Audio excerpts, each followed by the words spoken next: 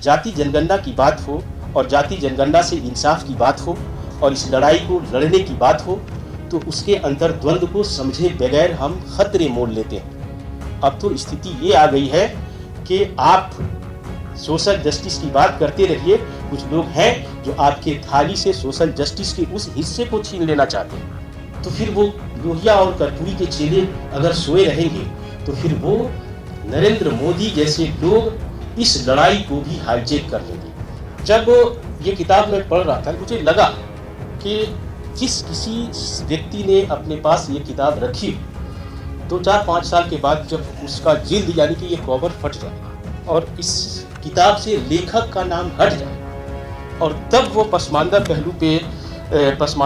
पहलू दर्द का रिश्ता चैप्टर पढ़ेगा तो मैं दावे के साथ कह सकता हूँ कि वो पढ़ने वाला व्यक्ति ये सोचेगा कि डॉक्टर लक्ष्मण यादव ने इस किताब को नहीं लिखा है बल्कि लियाकत अली ने लिखा है।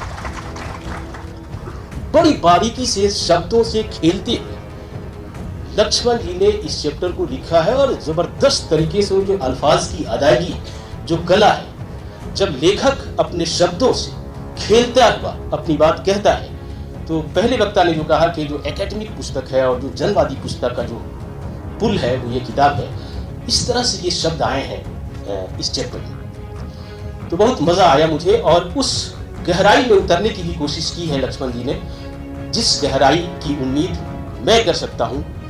मैंने बाकी लोगों से इस बात का तो दावा मैं कर ही सकता हूँ क्योंकि उसी के जिसके पैर में विवाह होता है दर्द का एहसास उसी को ज्यादा होता है। ऐसे वक्त में जब एक ही विषय पे 2-3 लोग बोल चुके हैं तो फिर चुनौतियां काफ़ी बढ़ जाती। इसलिए मैंने एक सेफ स्पेस ढूंढ लिया। ट्रेन में था बैठा हुआ तो उसी वक्त मैंने तय कर लिया कि एक ऐसा स्पेस मैं ढूंढूंगा जो मुझे उम्मीद थी कि वो स्पेस छूट जाएगा। इस किताब में 20-25-24 चैप्टर है, उसमें एक चैप्टर है पसमानदा पहलू पर। तो ये मुझे लगा कि ये सेफ है और मैंने अभी तक पूरी किताब नहीं पढ़ी क्योंकि वक्त नहीं मिला था, लेकिन इस चैप्टर को मैंने मुकम्मल लाइन बाय लाइन पढ़ने की कोशिश की और मैंने इसे पढ़ लिया। जब ये किताब मैं पढ़ रहा था, लक्ष्मण जी जरा 1 मिनट के लिए किताब ना वो नहीं, सिर्फ हमको ये किताब। तो जब मैं पढ़ रहा था तो मुझे लगा कि जिस किसी व्यक्ति ने अपने पास ये किताब रखी 2-4-5 साल के बाद जब उसका जिल्द यानी कि ये कवर फट जाएगा, किसी वजह से फट जाए और इस किताब से लेखक का नाम हट जाए और तब वो पसमानदा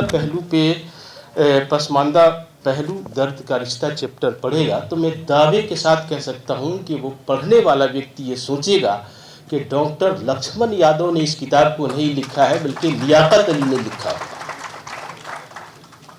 बड़ी बारीकी से शब्दों से खेलते हुए लक्ष्मण जी ने इस चैप्टर को लिखा है और जबरदस्त तरीके से जो अल्फाज की अदायगी, जो कला है, जब लेखक अपने शब्दों से खेलता हुआ अपनी बात कहता है तो पहले वक्ता ने जो कहा कि जो एकेडमिक पुस्तक है और जो जनवादी पुस्तक का जो पुल है वो ये किताब है, इस तरह से ये शब्द आए हैं इस चैप्टर में। तो बहुत मज़ा आया मुझे और उस गहराई में उतरने की भी कोशिश की है लक्ष्मण जी ने, जिस गहराई की उम्मीद मैं कर सकता हूँ। मैंने बाकी लोगों से इस बात का तो दावा मैं कर ही सकता हूँ क्योंकि उसी के जिसके पैर में विवाह होता है दर्द का एहसास उसी को ज़्यादा होता है। इस चैप्टर का जिक्र करते हुए इन्होंने जो शुरुआत की है वो एक निसार अहमद का इन्होंने जिक्र किया है कि इत्तेफाक से उस व्यक्ति को किसी दल ने चुनाव का टिकट दे दिया और जो अशराफिया तबका का जो व्यक्ति था उसको ये बहुत मलाल हुआ और वो बदले में गुस्सा में आकर के बाहर की किसी पार्टी से टिकट ले लिया और उन लोगों की जब बैठक हुई तो उस बैठक में बताया गया कि निसार, क्या तुम्हें ये एहसास नहीं है कि एक मुसलमान चुनाव लड़ रहा था? तो निसार को ये पता चला कि भाई मैं मुसलमान नहीं हूँ क्या। ये काफ़ी संवेदनशील विषय है और 1995-96 से इस पे चर्चा बिहार की धरती से शुरू होती है और पिछले 20-25 वर्षों में ये चर्चा काफ़ी परिपक्व हो चुकी है। लेकिन इसकी कुछ चुनौतियां हैं जिसका जिक्र लक्ष्मण जी ने अपनी किताब में किया है। वो जिक्र ये है कि जब सांप्रदायिक राजनीति बढ़ती है, ताकतवर होती है, तो वो सोशल जस्टिस की जो लड़ाई है वो कमज़ोर हो जाती है। यानी कि जब सांप्रदायिकता बढ़ती है तो जो इंसाफ की लड़ाई लड़ने वाले लोग हैं उनकी ताकत कमज़ोर हो जाती है। और इस मौजूदा दौर में जब सांप्रदायिकता ने सर उठा लिया है तो ये कमज़ोरी हर जगह दिखी, उत्तर प्रदेश में भी दिखती है और बिहार में भी दिखती है। और सामाजिक स्तर पर आप देखेंगे तो मुसलमानों के उस तबके की लड़ाई जो पसमानदा आंदोलन के तौर पर आगे बढ़ती है वो आंदोलन कमज़ोर हो जाता है। तो इस सवाल का जवाब ढूंढने के लिए लक्ष्मण जी कुछ ऐसे व्यक्ति के पास जाते हैं या उससे संपर्क करते हैं जो पसमानदा तहरीक को चला रहे होते हैं। तो जवाब ये होता है कि क्या अगर कम्युनलिज्म बढ़ेगा तो हम अपनी लड़ाई छोड़ देंगे।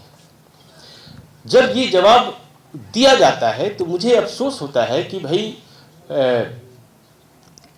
कब तक ये लड़ाई उसी लड़ाई के पीछे छिपी रहेगी कि एक तरफ हिंदुत्व के वर्चस्व की लड़ाई होगी और दूसरी तरफ सेकुलरिज्म और सोशल जस्टिस की लड़ाई होगी। तो इस लड़ाई में ये कहाँ ठहरेंगे। अब इसके अंतर्द्वंद की बात हम जरा करते हैं। इन्होंने दो नाम लिए, एक अल्लामा इकबाल का भी नाम इसमें कहीं इन्होंने लिया है, मिर्ज़ा गालिब का भी लिया है, तो और सादत हसन मंटू का भी लिया है। सादत हसन मंटू पाकिस्तान विभाजन के दौर के एक साहित्यकार, अफसाना निगार है।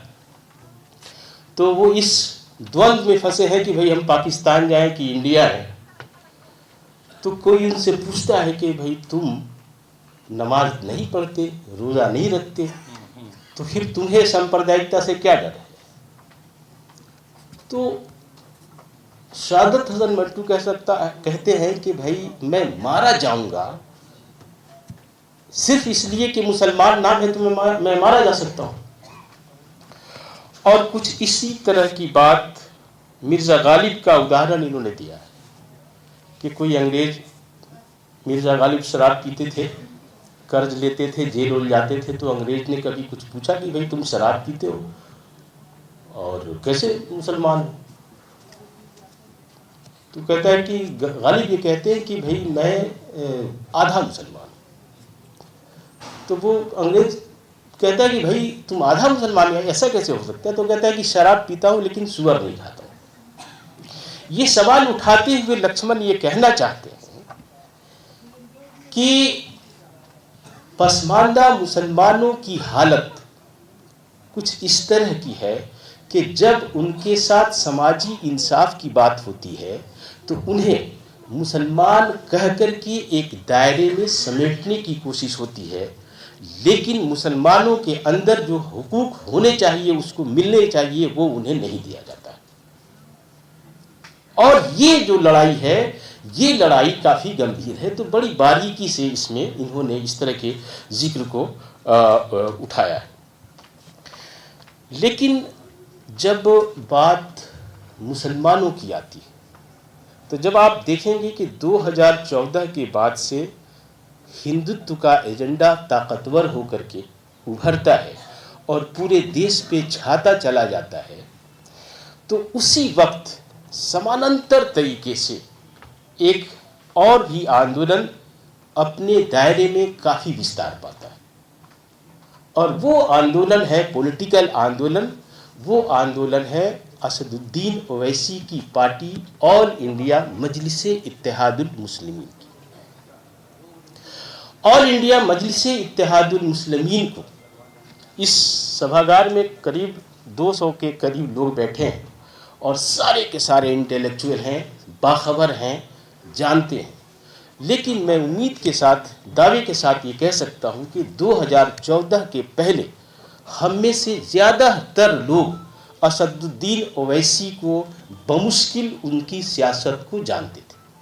कुछ इंटेलेक्चुअल्स जानते होंगे जो बहुत बाखबर होंगे, लेकिन जैसे जैसे असदुद्दीन ओवैसी हिंदुत्व का एजेंडा बढ़ता है तो असदुद्दीन ओवैसी का इमरजेंस होता है, और असदुद्दीन ओवैसी की पार्टी बिहार में पिछले 10 सालों में एक अस्थाई फैक्टर के रूप में जड़ जमा चुकी है। इसका दूसरी बार उदाहरण आपने 2025 के विधानसभा के चुनाव में देखा। अब एक अस्थाई फैक्टर है। मैं तो एक पत्रकार के नाते ये कहने लगा हूं कि भाई अब बिहार के मुसलमानों के अंदर असदुद्दीन ओवैसी की ताकत एक हिस्सेदार गोतिया के तरह हो चुकी है, और इसे आप नहीं मान रहे हैं। तो असदुद्दीन ओवैसी का जो इमरजेंस है, ये वही सांप्रदायिक इमरजेंस जो इधर हिंदुत्व का एजेंडा बढ़ता है तो समानांतर तौर पर असदुद्दीन ओवैसी की पार्टी एक ताकत के रूप में सामने आती है। अब जो हालात बन रहे हैं बिहार में या पूरे देश में, ये हालात, इसका समाधान जो लक्ष्मण जी ने जो लिखा है कि जो दर्द का रिश्ता है पसमानदा मुसलमानों के साथ, यह दर्द का रिश्ता सिर्फ दर्द का रिश्ता नहीं है। इतिहास के पन्नों को और उलटें तो आप देखेंगे कि बिहार के या फिर हिंदी भाषी क्षेत्र के या कंप्लीट पूरे भारत के पिछड़े, दलित, वंचित जो मुसलमान हैं, इसी मिट्टी से पले बढ़े, इसी मिट्टी से जन्मे हुए, जिन्होंने किसी शोषण के वजह से या किसी अत्याचार की वजह से उस आस्था को छोड़ा और इधर आकर के पनाह लेने की कोशिश की, तो सर ये रिश्ता दर्द का नहीं है, हकीकत में ये रिश्ता खून का रिश्ता है। जब रिश्ता खून का हो तो लड़ाई साझी होगी, तभी आप लड़ेंगे और तभी जीतेंगे। और यही बात इस किताब के हर चैप्टर में कहने की कोशिश की गई है। सोशल जस्टिस की लड़ाई की बात जब भी होती है तो मैं ये कहता हूं कि सोशल जस्टिस एक कदम नहीं चल सकता है जब तक कि सेकुलरिज्म के पहिए पे आप आगे नहीं बढ़े। सेकुलरिज्म ही सोशल जस्टिस को आगे ले जा सकता है, और तब सोशल जस्टिस की लड़ाई की ताकत दोगुनी हो जाती है। अब एक ताकत वैसी है जो पूरे देश के पिछड़ों, अति पिछड़ों, अनुसूचित जातियों, इन तमाम जातियों को हिंदू बना करके एक सांप्रदायिक जहर फैलाता है।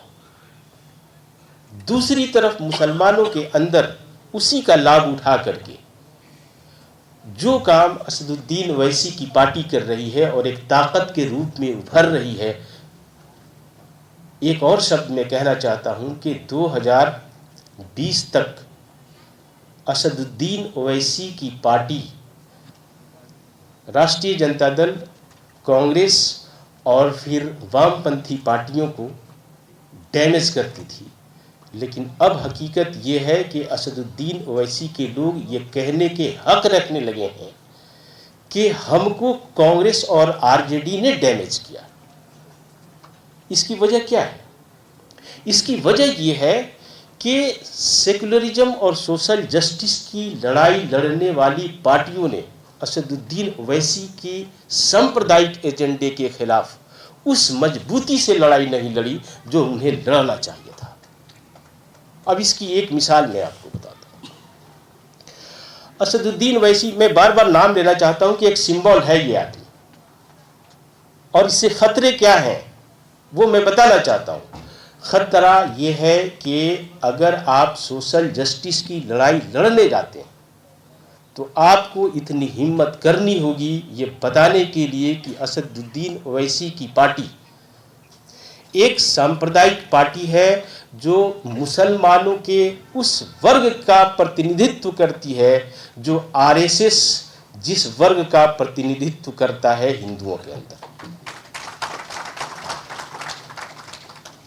और ये बात अगर सोशल जस्टिस की लड़ाई लड़ने वाली पार्टियों के नेता खुद नहीं कह सकते हैं, तो उनको अपने पास इरशादुल हक जैसे लोगों को रखना होगा, ताकि वो कह सके कि सेकुलरिज्म के खिलाफ ये मुसलमानों के अंदर जो आरएसएस का जो लड़ाई है वो ये लोग लड़ रहे हैं, और इसीलिए सोशल जस्टिस की लड़ाई कमजोर पड़ती जा रही है।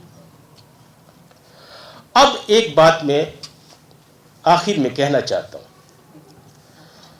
कि जब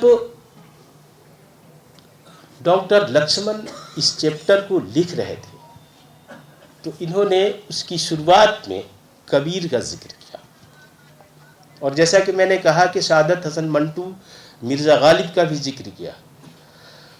तो जब तक सोशल जस्टिस की लड़ाई मजबूती से लड़ी जाती रही, यानी कि कर्पूरी जी के आने के बाद से 74-75 से ये लड़ाई मजबूत होती चली गई, और बिहार से लेकर के उत्तर प्रदेश में 90 के दशक में अपने उरूज पर ये लड़ाई थी। और जब अपने उरूज पर ये लड़ाई थी पूरी ताकत से, लगभग 20 से 25 वर्षों का वो जो दौर था, उस दौर की कमजोरियों की वजह से कर्पूरी के उन सपनों का एक तरह से विध्वंस होता है, उसे ध्वस्त किया जाता है, और वह शक्तियां जो कर्पूरी के आदर्शों को, कर्पूरी के फार्मूले को लेकर के आगे बढ़ रही होती हैं, वो चित होती चली जा रही हैं। अब इसके 2 उदाहरण मैं आपको बताता हूं। आपने देखा कि जब सोशल जस्टिस की लड़ाई के लिए हम सड़कों पे आते हैं तो 2000 के बाद से लालू प्रसाद यादव के खिलाफ भी एक वर्ग इसी सोशल जस्टिस के एक हिस्से का वर्ग सामने आता है, और वो कहता है कि सोशल जस्टिस की लड़ाई में सोशल इनजस्टिस हो रही है। आपको मैं एक बात बताना चाहता हूं कि आपने वक्फ अमेंडमेंट एक्ट की लड़ाई देखी, आपने CAA NRC की लड़ाई देखी, उसका जिक्र मैं बहुत नहीं करना चाहता हूं, वक्फ की बात नहीं करना चाहता हूं। जिस सोशल जस्टिस की लड़ाई आप साझे तौर पर, यानी कि मुसलमानों के, क्रिश्चियंस के या फिर सिखों के शोषित वर्ग को साथ लेकर के लड़ना चाहते हैं, इस वर्ग की जब लड़ाई की बात होती है तो क्या आप इस बात से अनभिज्ञ नहीं है कि आपके इसी लड़ाई को भारतीय जनता पार्टी 2019-20 से लड़ना शुरू कर चुकी है। 2020 में मुझे याद है, उसका जिक्र मैंने अपनी इस किताब में किया है, मोदी काल में मुसलमान, और असदुद्दीन के इमरजेंस को भी उसमें मैंने बखूबी रखने की कोशिश की है। यहाँ पे एक बात का जिक्र है कि भारतीय जनता पार्टी के नेशनल एग्जीक्यूटिव काउंसिल की बैठक हैदराबाद में होती है। संभवतः ये 2019 या 2020 की घटना है। आपको आश्चर्य होगा कि नरेंद्र मोदी पसमानदा मुसलमानों का जिक्र जिस रवानी से करते हैं, आप मानिए या नहीं मानिए, मैं हतप्रभ था, बाद में पता चला कि उन्होंने टेलीप्रॉम्प्टर से पढ़ा था। मुसलमानों की जातियों का नट, भक्खो, बटियारा, जोल्हा, दुनिया, कुंजड़ा, कवारी का जो जिक्र किया है इस आदमी ने, ऐसा जिक्र किया है जैसे लगता है कि सारा दर्द उनके सीने में उतर आया। तो मैं उसी दिन से अनुभव करने लगा कि सोशल जस्टिस की उस लड़ाई को ये हाईजेक करने वाला है यार, और जो सोशल जस्टिस की लड़ाई लड़ने वाले लोहिया और कर्पूरी के जो शागिर्द हैं, वो हाथ बांधे बैठे हुए। मैं 2 नाम गिनाता हूं। पहला तो जब वक्फ अमेंडमेंट एक्ट पास हो गया तो भारतीय जनता पार्टी ने अपने गोदी मीडिया के हवाले से एक बम्बार्डमेंट करना शुरू किया, और ये कहलवाना शुरू किया कि पसमानदा मुसलमानों के लिए जो वक्फ की जायदाद है, ये उनके हक की लड़ाई है और ये उनके लिए है। मैं हतप्रभ था, और वहाँ पे मैंने देखा कि 4, 5, 6, 7 बिहार के पिछड़े मुसलमान पहलवान जिस तरह अखाड़े में कूदता है उसी तरह से लंगोटा बांध करके कूद गए और कहने लगे कि ये पसमानदा मुसलमानों की आज़ादी की लड़ाई है। तो फिर वो लोहिया और कर्पूरी के चेले अगर सोए रहेंगे तो फिर वो नरेंद्र मोदी जैसे लोग इस लड़ाई को भी हाईजैक कर लेंगे। और इस संदर्भ में मैं लक्ष्मण जी से यह आग्रह करूंगा कि जब नेक्स्ट एडिशन आए तो उसका जिक्र भी इस तरह के चैप्टर में आप जरूर करेंगे। अब 2 व्यक्ति का नाम मैं बताता हूं। 2020 के नेशनल एग्जीक्यूटिव कमेटी की बैठक में नरेंद्र मोदी ने ये घोषणा की कि देश के पसमानदा मुसलमानों के दर्द को भारतीय जनता पार्टी को समझना होगा और इस दर्द को समझने के साथ उनकी लड़ाई को भारतीय जनता पार्टी को लड़नी होगी। तो ये जो घरगाली आंसू नरेंद्र मोदी ने बहानी शुरू की तो कई पसमानदा पागल हो गए, कहे कि यही एक मौका है, चलो भारतीय जनता पार्टी में कूद जाना चाहिए। क्यों कूद जाना चाहिए ये भी मैं बताना चाहता हूँ। कूद इसलिए जाना चाहिए कि भारतीय जनता पार्टी जब इमर्ज करती है तो सिकंदर बख्त और आगे बढ़ती है तो मुख्तार अब्बास नकवी, बिहार से सैयद शाहनवाज हुसैन, ये सारे के सारे सैयद सत्ता में उसको घेर लेते हैं और 20 से 25 साल तक भारतीय जनता पार्टी की उस पहली सफ के नेता के रूप में ये रहते हैं, ये सैयद समाज के लोग। लेकिन नरेंद्र मोदी या फिर भारतीय जनता पार्टी के जो अलमबरदार हैं उन्हें ये एहसास होता है कि सैयदों की आबादी तो दाल में नमक से भी कम है और उनकी कोशिश से सैयद वोट भी नहीं आ रहा है, तो उठा करके सीधे फेंक दिया। नकवी को भी फेंका और सैयद शाहनवाज को भी फेंका और सारों को फेंका। और तब इन्होंने पसमानदा आंदोलन का जिक्र करना शुरू किया और उसी क्रम में 2022 में राज्यसभा में गुलाम अली खटाना कश्मीर से हैं, इनको राज्यसभा में भेजा जाता है। भारतीय जनता पार्टी के इतिहास में पहली बार किसी पिछड़े मुसलमान को। इस बात का जिक्र मैं 2 वजह से कर रहा हूं। एक वजह यह कि लक्ष्मण जी ने अपने उस चैप्टर में इस बात का उल्लेख किया है कि जब सांप्रदायिक पार्टियां जब इस तरह के कुछ कारनामे करती हैं तो बदले में कुछ रोटियां इधर भी फेंक दी जाती हैं जिसका लाभ ये लोग उठाते हैं। लेकिन अब वो रोटियां गुलाम अली खटाना की थाली में फेंकी जा रही है। अली खटाना मुस्लिम गुर्जर हैं और गुलाम अली खटाना कश्मीर में गुर्जर जो है शेड्यूल्ड ट्राइब में आता है। और उत्तर प्रदेश के पश्चिमी इलाकों में संभवतः लक्ष्मण जी ज़्यादा जानते होंगे, ये गुर्जर ओबीसी में आते हैं, हिमाचल में ओबीसी में आते हैं, यानी कि पसमानदा मुसलमान। और फिर एक और काम होता है 2022 में योगी आदित्यनाथ जो सरकार बनती है दूसरी बार, तो पहली बार सैयद मोहसिन रजा को कैबिनेट में मिनिस्टर बनाया जाता है। लेकिन हैदराबाद के नेशनल एग्जीक्यूटिव कमेटी की बैठक में जो पसमानदा नैरेटिव भारतीय जनता पार्टी छोड़ती है उस नैरेटिव के तहत सैयद मोहसिन को हटाया जाता है और एक नौजवान जिनका नाम दानिश आज़ाद अंसारी है उन्हें वहाँ कैबिनेट में मंत्री बनाया जाता है। तो मैं ये कहता हूँ कि जब जाति जनगणना की बात हो और जाति जनगणना से इंसाफ की बात हो और इस लड़ाई को लड़ने की बात हो तो उसके अंतर्द्वंद को समझे बगैर हम खतरे मोल लेते हैं। अब तो स्थिति ये आ गई है कि आप सोशल जस्टिस की बात करते रहिए, कुछ लोग हैं जो आपके थाली से सोशल जस्टिस के उस हिस्से को छीन लेना चाहते हैं। तो फिर ये सोशल जस्टिस की लड़ाई कमज़ोर हो सकती है। हालांकि इतना आसान नहीं है कि कमज़ोर हो जाएगी, लेकिन वो खतरे हैं जिसका मैं जिक्र करना चाहता हूँ।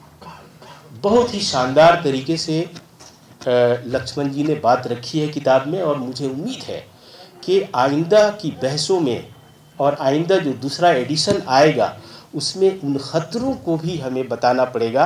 और जब भी हम जाति जनगणना की बात करें या इस तरह के विषयों की चर्चा करें तो इस बात को कतई ना भूलें कि ये लड़ाई सेक्युलरिज्म के बिना लड़ी जा सकती है। सेक्युलरिज्म जिंदा रहेगा तभी सोशल जस्टिस कायम रहेगा। Thank you. धन्यवाद सर। और